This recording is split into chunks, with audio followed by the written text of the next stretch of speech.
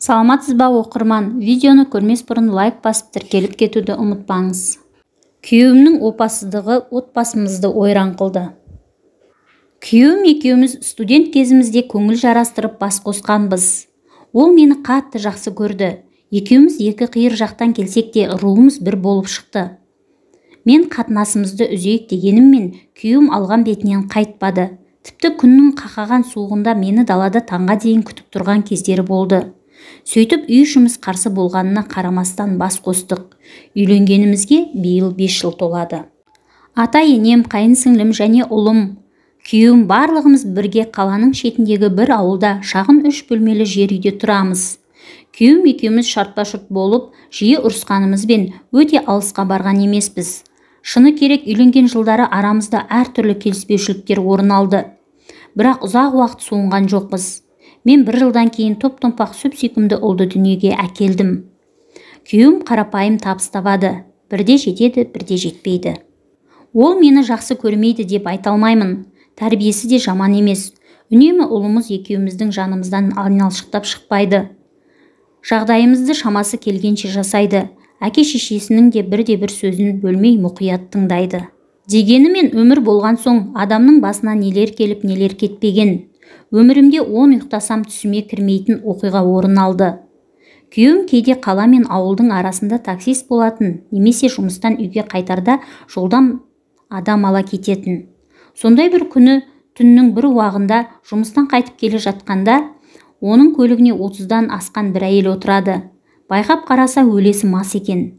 Біраз жол жүргеннен кейін әлгі әйел күйеуіме өзі жабыса бастайды. Жұмыстан шаршап келе жатқан күйеуім де мастығын пайдаланғысы келді екен.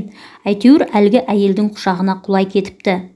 Ісін тындырып әйелді айтқан мекенжайына апарып тастайды. Күйеуім сол рахаттанғанымен үйге келіп, дымын білдірмей күндегідей тамағын ішіп жатып қалады. Сұмдықтың көкесі ертеңгісін басталды. Таңертең үйде шай ішіп отырсақ, ішкі істер бөлімінен адамдар келіп тұр. Не дейді дейсіз ғой? Олар менің күйеуімді адам зорлады деп айыптап, полиция бөліміне алып кетпекші. Үстінен зорлады деген арыз түсіпті. Мен көзім шарадай болып күйеуіме қарадым. Аяқ астынан үйімізде абыр-сабыр басталды да кетті. Ата-енемнің қайғысы бір бөлек, менің қайғым айтпаса да түсінікті болар. Адам зорлау үкімі оңай емес екені анық. Қанымыз басымызға шауып, бәріміз оған жабыла кеттік. Оның көзі шарасынан шығып, түндегі алған ләззаты маңдайына тас болып тигеніне түсінгендей. Сол кезде ол маған барлық болған жайды бастан аяқ баяндап берді. Қарғайын десем жалғызым, қарғамайын десем жалмауызым болды да қалды. Енді не керек, күйеуімді жақсы көремін. Оған қоса ұлымыз бар. Бұл жерде мен ажырасамын деп емес, күйеуімді қалай құтқарамын деп ойладым.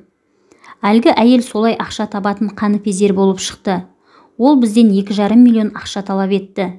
Егер соны бермесе, арызын қайтып алмайтындығын айтқаны сол екен, төбемізді қара бұлт шалды. 2,5 миллион тұрмақ 100 мың теңгені қолымызға ұстап көрмегенбіз. Сүрінгенге жығылған дегендей, сол кезде қайната машинасын соғып алған еді. Қазіргі заманда адамдардың бір-біріне көмектесуге шамасы бар ма? Мына жағдаймен ақша сұраудың өзі сұмдық.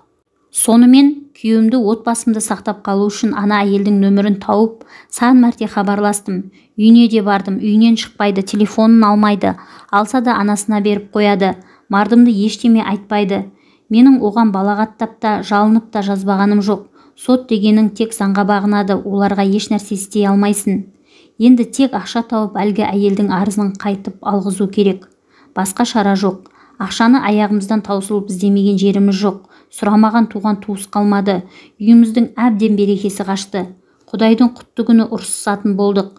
Бірақ балам үшін бәріне көндім. Әйел өзі жабысқан соң, еркектен не шара қалсын деп өзімді тыныштандыруға тырыстым. Ақыры күйеуім өзінің бастығынан 2,5 миллион қарызға алып, ана әйелге беріп құтылдық. Содан 1,5 жыл айлықсыз жұмыс істеді. Баламды енеме тастап мен де жұмысқа шықтым. Жалпы ата-енем жақсы адамдар. Олардың көзінше дымымды білдірмеймін. Бірақ арасында зығырданым қайнағанда бір шу шығарып аламын. Ашудың үстінде болған жайт айтылып қалатыны да жасырын емес. Ол барынша үндемеуге тырысады. Соңында мені айқаймен тоқтатады. Ал мен пенде емеспін бе? Әйел болғандықтан неше түрлі арам ойлар да келеді. бір рет өзге әйелдің қойнына жатқан еркек тағы да қайталай ма деп қорқам. Егер ол бір рет осындай опасыздыққа барса, екінші рет жасамасына кім кепіл? Ал мен өмірімнің соңына дейін көзіме шөп салғанына шыдап жүре беремін бе? Қанша дегенмен ой түбіндегі тас бір күні сыртқа атылып, арамызға зиян тигізе ме деп қорқамын. Не істеймін? Жабулы қазанды жабулы күйінде қалдырайын ба? Мұндай әдеттерден қалай арылуға болады?